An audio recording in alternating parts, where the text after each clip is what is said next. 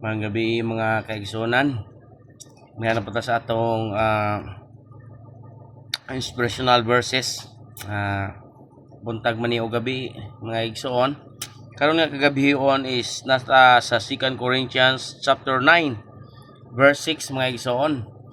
Yung pang pulong sa Ginoo no. But this I say, he which soweth sparingly shall reap also sparingly, and he which soweth bountifully shall reap also bountifully mga igsoon. It talks about sa paghatag nato ni mga igsoon da sa Ginoo. Kung sa gihatag nimo sa Ginoo mga igsoon, maro po yung mubalik sa imo mga igsoon. Maro po nay gihatag sa Ginoo sa imo. Kung diharataman ang imong kanang paghatag ba ang imong pagtuo. Mara sa Bible gitudloan ta kung mo pugas ka sa kanihit mo agan ni sab ka og kanihit mga igsoon. Pan kung mupugas ka kung og daghan mo ani sab ka dinaghan. Kay lisod sab nang magtanom ka og isa ka liso sa mani or 5 ra ka buok liso sa mani, din pagting-ani na magdakag sa kaburdin. Do you expect nga makakuha ka na kag ka burdin sa 5 rang kaliso nga imong gitanom mga igsoon? Kanang logically ba sa ato rang ingon pa diha nga kanang common sense sa gunaw-naon nato mga igsoon is di gyud siya applicable mga igsoon.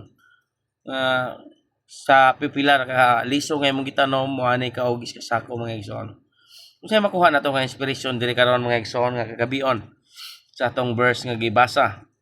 Ingon pa diha, we must be sincere with our generosity and give in abundance. Kinahanglan mga igsoon maging sincero dayta sa atong pagka manggihatagon. O kanang muhatag ta ba nga kanang kuan gyud sobra-sobra dili kay ingon nga tik-tik mga igsoon. Total para man sa Ginoo mga igsoon. God blesses us beyond our means. Kay gipanalaginan man puta sa Ginoo sobra pa sa atong mga panginahanglanon mga igsoon. In some form or fashion. Siguro di na nato maobserbahan dili ta kanang makaingon ba nga lagi panalaginan ko sa Ginoo, but nailahi mangod ang panalangin sa Ginoo is dili lang kwarta, dili lang material, dili lang unsa nga mga butang, but klase-klase. Recognize lang nato na kung makadiscern ta mga igsoon sa mga tagaan ta og mayong panglawas, safety ta sa kanunay, sa part of blessing sa Ginoo mga igsoon. Mo nagiingon da nga sa lain nga form sa blessing, dili lang gyud money matters mga igsoon. He allows us to provide for those in need with our finances.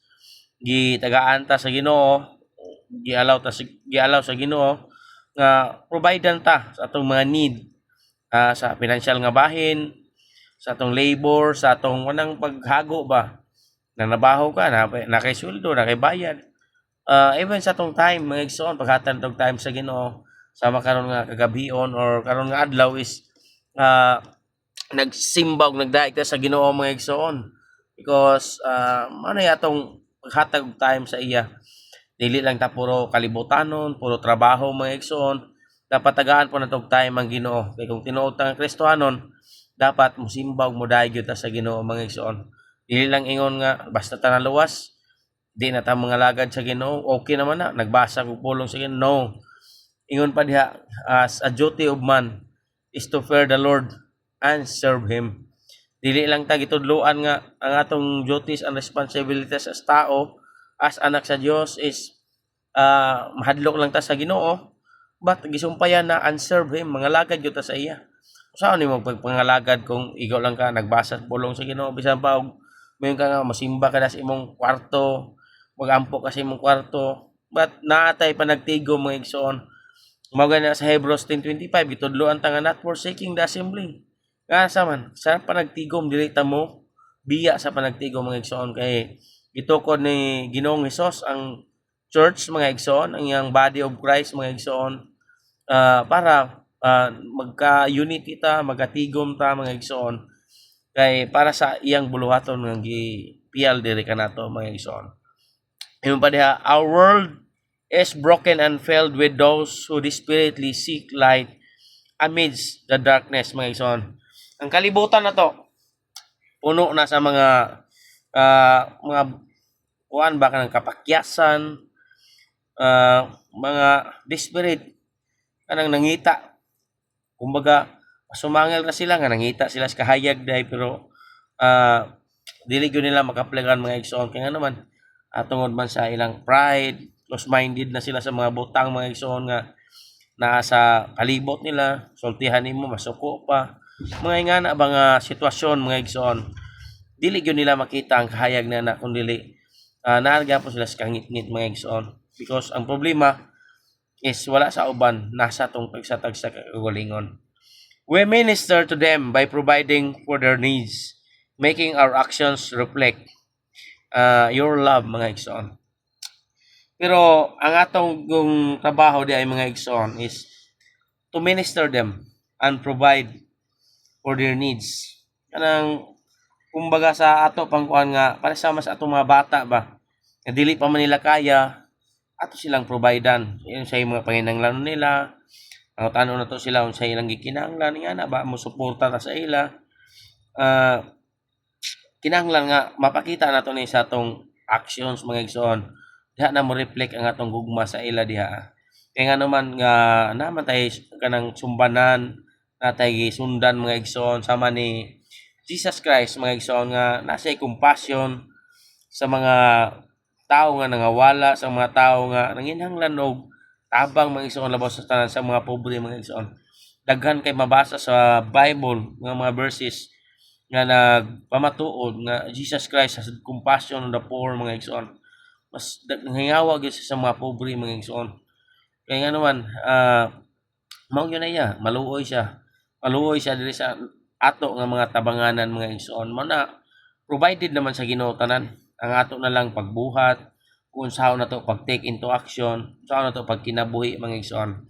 But diri although may ta hatag na sa kanang giving na sa mga igsoon, but gitudloan ta nga kinahanglan magpugas gyud ta bountifully mga igsoon sa kadagaya para moani sa kadagaya mga igsoon. Sa may atong itik-tihik nga sa Ginoo maning tanan.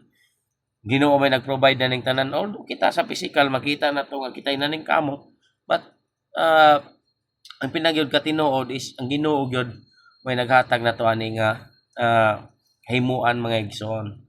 Igo lang tagi gamit but para makita ang glory sa Ginoo kay kung ang Ginoo ra dili man makitaan nga naa siya nagsuporta sa ato kung dili ta provide niya or kanang dili tatabangan ba sa Ginoo but bisan pa man mga igsoon gitudloan gyapon ta sa Bible tudloan ta sa iyang pulong nga ingana ang atong buhaton layo pa man sa atong mga kakulangon siguro masing ka nga wala may ako sa mo na kapaghatag but gitudloan ta nga mo tanom lang ta gyud mga igsoon labaw sa tanan ang atong itanom is kadagaya gyud mga igsoon mao na gisgutan diri sa 2 Corinthians chapter 9 verse 6 mga igsoon kay nga naman magyo na isumbanan nga gusto paabot sa Ginoo sa ato nga kinahanglan doon na gyud tay compassion ngadto sa uban ug dili lang ta maghunahuna puro sa atong kagalingon. God bless mga igsoon, keep safe everyone and matulog ta. Good night mga igsoon. Mag-pray ta before matulog aron ubanan ta sa Ginoo ug giyahan ta niya mga igsoon. God bless.